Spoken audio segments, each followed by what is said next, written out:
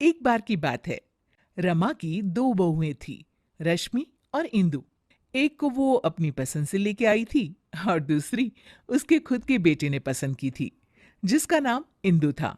इंदु को उसकी सास पसंद नहीं करती थी और दूसरी बहू रश्मि को बहुत पसंद करती थी। रश्मि, इधर तो आओ। देखो, तुम्हारे लिए मैंने कंगन बनवाए हैं। अरे वाह मम्मी जी, दिखाओ। ये देखो, सोने के हैं। ये क्या मम्मी जी, इतने पतले से? ये भी कोई कंगन है? हमारे मायके में तो ऐसे कंगन नौकरानी भी नहीं पहनती। अरे, तू चिंता क्यों करती है? अगली बार इससे भी महंगे कंगन बनवाऊंगी तेरे लिए। अभी के लिए तो रख ले बेटा। चलो ठीक है, आप कह रही हैं तो। मम्मी जी, मेरे लिए आप कुछ नहीं लाई? हाँ, ये लो। इंदु बहुत खुशी खुशी बॉक्स खोलती है तो देखती है कि एकदम सिंपल सी लाल रंग की चूड़ियां होती है। इंदु सब कुछ देख रही होती है, उसे बिल्कुल भी अच्छा नहीं लगता। पर इससे इंदु की सास को कोई भी फर्क नहीं पड़ता।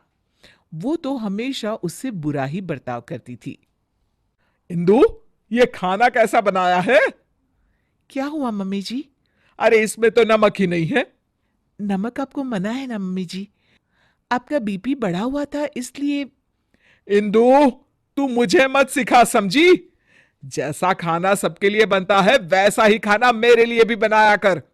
सासू माँ की डांट खाकर इंदु अपने कमरे में आ जाती है और हम देखते हैं कि वो कोई आम लड़की नहीं है, बल्कि उसके पास सुपर पावर है। चुटकी बजाती है और कमरा अपने आप साफ हो जाता है। पर घर के सारे काम वो अपने आप ही करती थी। सफाई करना, कपड़े धोना, खाना बनाना, ये सब उसने बहू बनने के लिए सीख लिया था। इंदु, एक काम तुम ठीक से नहीं करती। अरे, मैंने तुमसे कहा था कि पीली साड़ी प्रेस करके रखना, और तुमने लाल वाली कर दी। सॉरी मम्मी जी, घर में इतना सारा काम होता है, मुझसे गलती हो गई।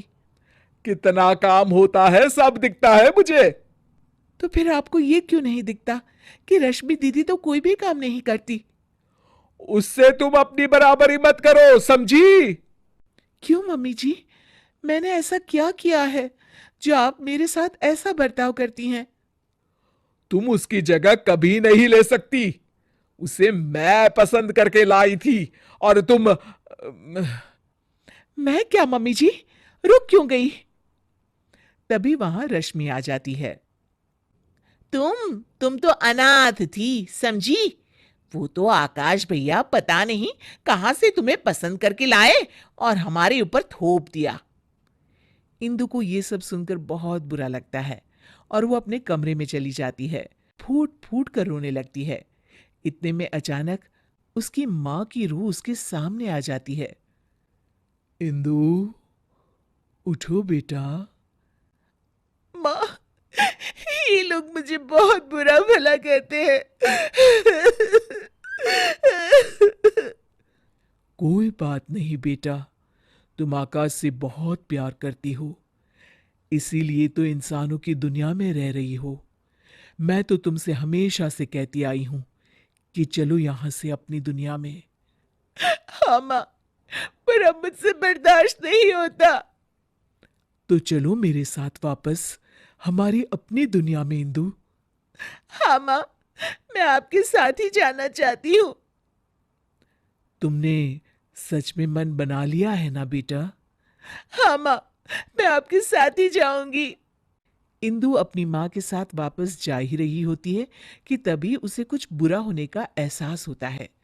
एक मिनट माँ, मुझे लग रहा है कि कुछ बुरा होने वाला है।